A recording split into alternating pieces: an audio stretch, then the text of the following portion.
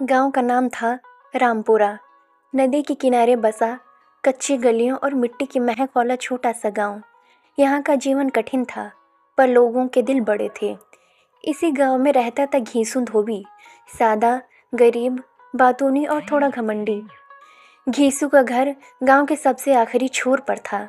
एक टूटी फूटी झोपड़ी जिसके सामने आंधी लकड़ियों का दरवाजा और पीछे गाय का पुराना बाड़ा था। घर में राशन कम ही होता था और पैसों की तंगी हमेशा बनी रहती थी। पर अकेली चीज़ जो कभी कम नहीं हुई वो थी घीसू की आत्मसम्मान और अकड़। उसकी पत्नी रूपा सुबह से भूखी बैठी थी। बच्चे भी रो रो कर थक गए थे। रूपा बोली, आज चूल्हा भी नहीं जला घीसू, कुछ इंतजाम करो वरना बच्चे भूख से सो जाएंगे। घीसू ने अपनी मूंछों को ताव देते हुए कहा, मैं पंडित शिवदत्त के पास जा रहा हूँ। उधार में 1.25 सेर गेहूँ मांग लूँगा, इनकार नहीं करेगा। रूपा डरते हुए बोली, वो साहूकार बड़ा कड़क है, कहीं बेइज्जती ना कर दे। घीसू हंसते हुए बोला, अरे घीसू से वो भी बेइज्जती, उसे पता नहीं मैं कौन हूँ। रूपा ने आंखें घुमाकर कहा, तुम तो राजा महाराजा ही हो बस। दोपहर की धूप तेज थी। घीसू पंडित शिवदत्त की हवेली पहुंचा। लाल ईंटों की बनी हवेली, बड़ा दरवाजा, अंदर 2 नौकर और बीच आंगन में बैठा पंडित। सफ़ेद धोती, मोटी रुद्राक्ष की माला और चेहरे पर हमेशा वाला घमंड। घीसू ने नमस्कार किया। पंडित जी, घर में अनाज नहीं है, 1.25 सेर गेहूँ उधार दे दीजिए, फसल कटने पर चुका दूंगा।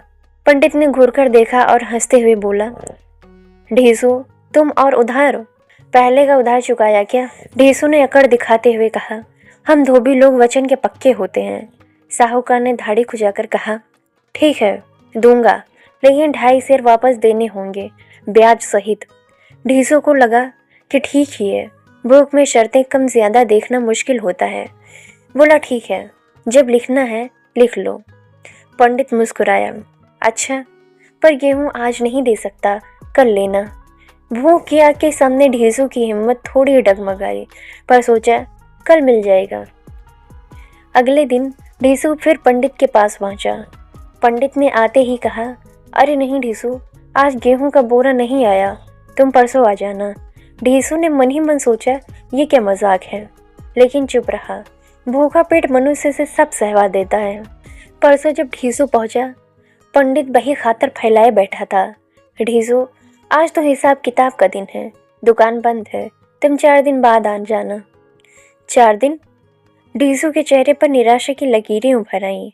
पत्नी और बच्चे 3 दिन से भूखे मुंह फिर सो रहे थे, पर पंडित के सामने गुस्सा दिखाना बेकार था। घर लौटते ही बच्चे दौड़े, बाबा गेहूं लाए। घीसू चुप। रूपा की आंखों में आंसू भर आए। पंडित ने दिया नहीं। ढीसू ने बस धीरे से सिर हिलाया। उस रात चूल्हा नहीं जला, बच्चे भूख से सो गए। रूपा ने आंखों में आंसू लेकर कहा, क्यों जाते हो उसके पास, वो हमें गरीब समझकर खिलौना बना रहा है। ढीसू चुपचाप बैठा रहा, पर दिल में गुस्सा सुलग गया था। अब चौथे दिन सुबह ही घीसू फिर पंडित के दरवाजे पर पहुंचा। आज उसकी सहन शक्ति खत्म हो चुकी थी। उसने पंडित से कहा, आज तो दे दो पंडित जी, बच्चे 3 दिन से भूखे हैं। पंडित ने नीचे देखते हुए कहा, अरे भाई, तुम तो परेशान हो जाते हो, गेहूं तो है, पर मुझे अभी किसी और को देना है, तुम अगले हफ्ते आ जाना। अब घीसू का खून खौल उठा। गुस्से से बोला, पंडित, अगर देना ही नहीं था तो उधार का भरोसा दिलाया क्यों? कल कल करके मेरी मजाक उड़ा रहे हो। पंडित हंसते हुए बोला, तुम गरीब लोग ऐसे ही होते हैं, तुरंत रोना शुरू। यह सुनते ही घीसू का दिल टूट गया। उसने तमतमाकर कहा, सुन लो पंडित, झूठे वादों से बड़ा कर्ज कोई नहीं होता। 1.25 सेर गेहूँ क्या, अगर तुम पूरा कोठार भी दे दो, अब मैं तुमसे एक दाना भी नहीं लूँगा। यह कहकर वो वहाँ से सीना तान कर निकल गया। गरीब था, भूखा था, लेकिन स्वाभिमान से भरा हुआ।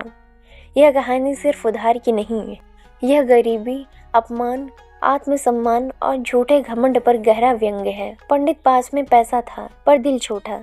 घीसू के पास पैसा नहीं था, पर दिल बड़ा। सच तो यही है, गरीब की भूख सहन कर लेती है, पर अपमान नहीं।